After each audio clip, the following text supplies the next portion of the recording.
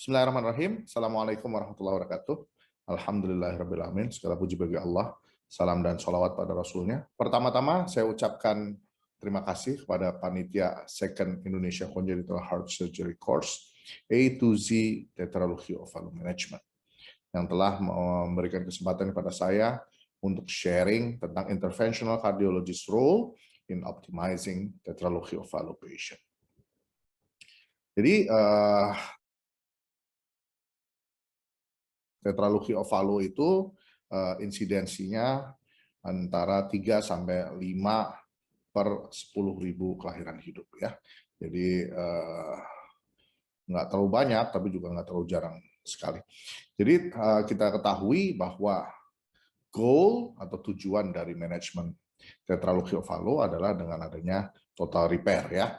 Sampai saat ini total repair ini belum bisa dilakukan transkateter, mungkin dengan adanya kemajuan teknologi seperti bioabsorbable stent dan VSD device, mungkin di masa depan tetralogy of value ini bisa dilakukan repair transkateter. Tapi sampai saat ini kita masih surgical management. Nah, beberapa kondisi yang harus dipenuhi untuk melakukan total repair pada tetralogy of value adalah ada kuat pulmonary artery diameters, fungsi ventrikel yang baik, dan menurut rujukan kita ketahui bersama bahwa total repair ini sebaiknya dikerjakan antara 6 bulan sampai 12 bulan.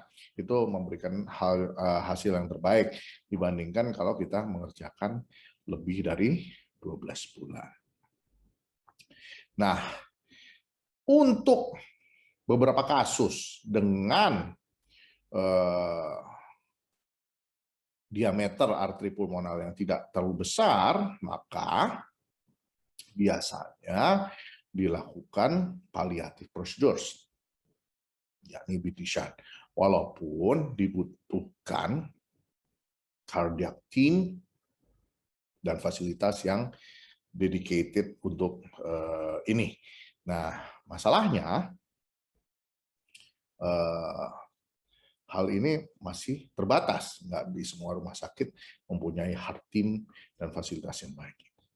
Nah, kita tahu penyakit jantung bawaan itu insidensinya 8 sampai 9 per 1000 kelahiran hidup. Jadi kalau di Indonesia kira-kira ada 42.800 kasus pasien dengan penyakit jantung bawaan lahir setiap tahunnya.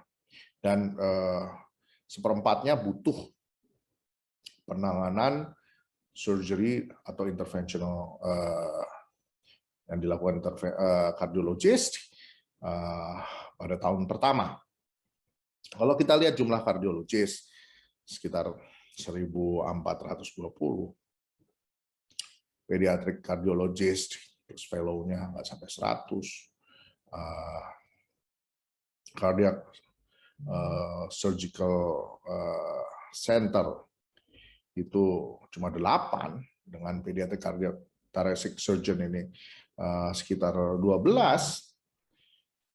Jadi antara kasus dengan fasilitas atau yang menolong ini jomplang ya. Jadi ini masalah. Sedangkan kita punya cath lab sekitar 250 di seluruh Indonesia. Nah, ini bisa nggak kita manfaatkan? Nah, kalau kita merujuk pada PPK Rumah Sakit Jantung Harapan kita pada tetralogy of value dengan frequent spell, biasanya dia harus ditolong ya, harus ditolong cepat. Walaupun dikasih propanolol tidak mempan, dengan PA size yang kurang kita lakukan intervensi ya. Selain BT shunt, kita intervensinya apa? Bisa PDA stenting atau RVOT stenting untuk paliatif as a bridge to definite treatment. Nah, advantage dari transcatheter approach ini satu, tanpa prolong ventilator support, faster recovery, dan bisa lebih feasible tanpa adanya dedicated pediatric surgery team. Jadi kita bisa kerjakan di cath lab oleh dokter jantung anak. Nah, kita bahas pertama adalah RVOT stent.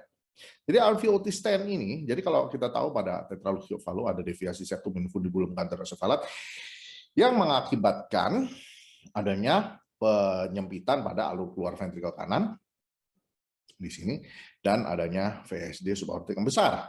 Dan ini merupakan biang kerok atau penyebab utama dari biru dari tetralogy-of-Fallot. Jadi darah yang kotor tidak bisa masuk ke paru, dia nyebrang ke arah jantung kiri dan mengisi aorta untuk menuju sistemik. Jadi apa yang dimaksud dengan RVOT stenting adalah pemasangan stent pada RVOT bisa lewat transfemoral atau transjugular.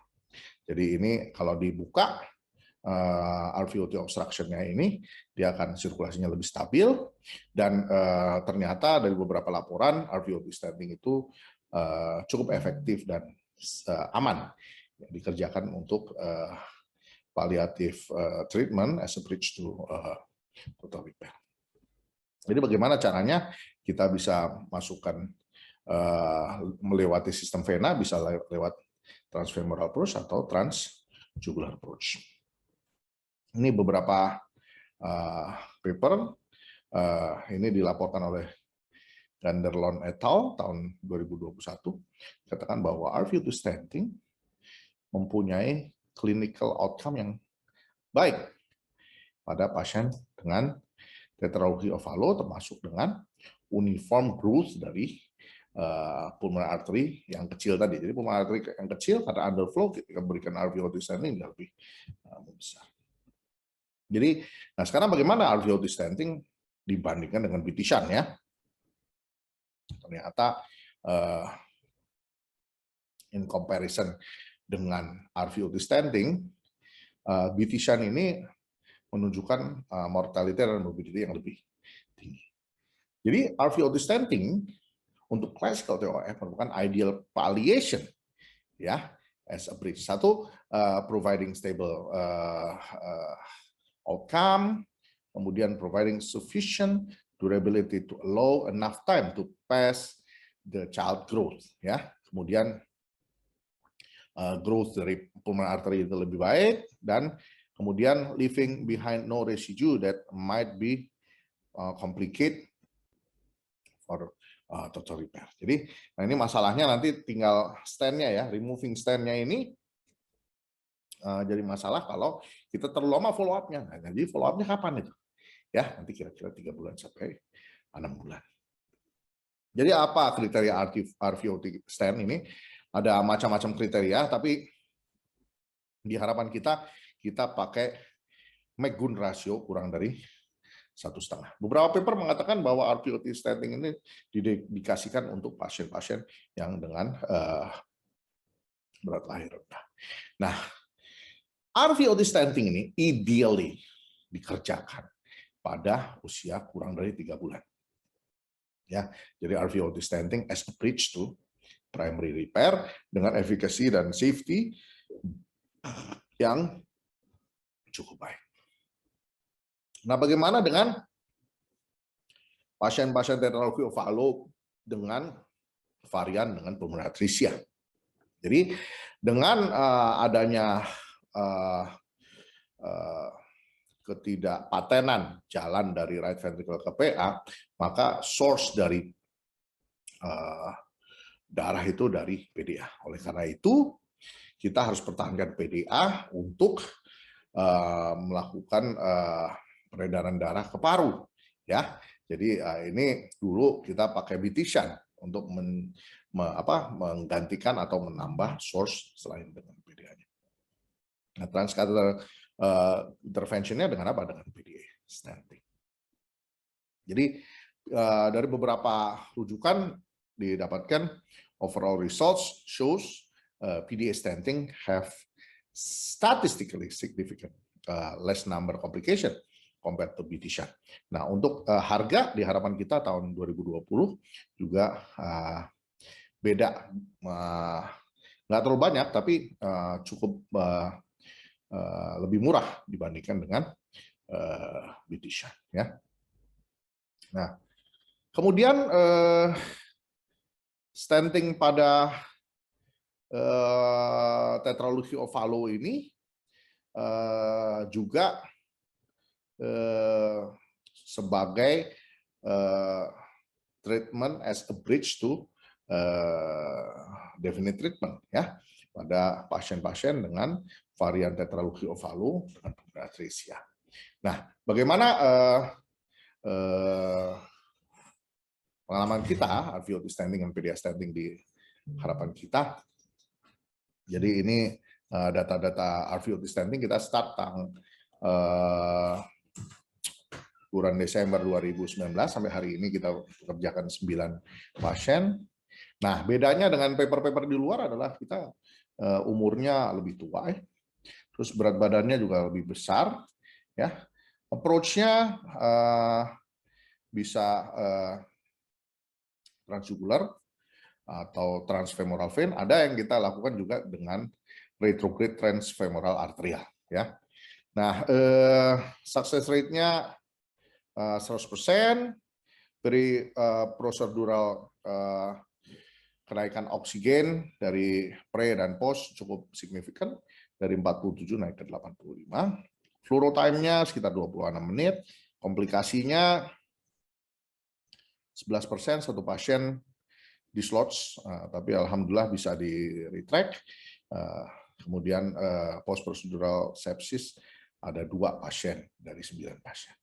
Nah, ini contoh dilakukan RVOT stenting transjugular. Kenapa dipilih transjugular? Karena rutenya lebih oke dan dia lebih cukup landai ya, sehingga manipulasi kateternya lebih mudah.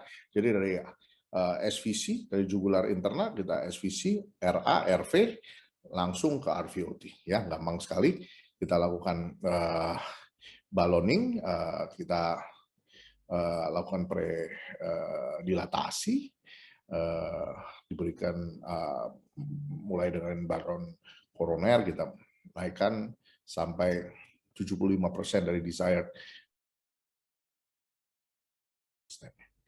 Nah, ini adalah transfemoral approach. Nah, transfemoral approach sedikit lebih sulit. Kenapa? Karena dia butuh curve 2 kali ya, satu di RA, kemudian di RVOT-nya. Tapi alhamdulillah ini juga bisa kita kerjakan. Nah, ini bagaimana dengan kasus yang lebih kompleks, misalnya pada pasien dengan tricuspid atresia dengan VSD dan critical PS. Ini juga kita sudah pernah lakukan di harapan kita. Jadi pasien ini datang dengan biru, kemudian saturasi pretindakan cuma 59%, kita lakukan RVOT stenting. Ini dilakukan dengan metode trans aorta retrograde approach ya. Kita pasang stent koroner 4 mili kali 24 mili, hasilnya baik. Nah, ini bagaimana dengan pasien-pasien dengan pulmonary atresia dengan TOF. Jadi TOF dengan pulmonary atresia itu kita nggak ada hubungan antara RV dan PA. Nah, ini contohnya yang kita lakukan transcatheter PDA stenting ya. Nah, yang teman-teman sekalian, untuk tetralogy of Fallot dengan pulmonary atresia ini posisi PDA-nya ini nggak klasik ya. Jadi dia kebanyakan dia berasal dari arkus kiri atau dia berasal dari vertikal. Itu kita butuh